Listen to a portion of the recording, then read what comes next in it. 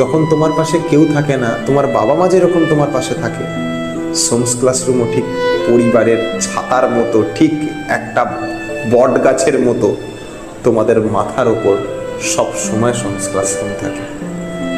সব সময় চেষ্টা করে যাতে তোমরা পারো, যাতে তোমরা এগো, যাতে তোমরা সোমস ক্লাসরুমের পথপ্রদর্শক হও।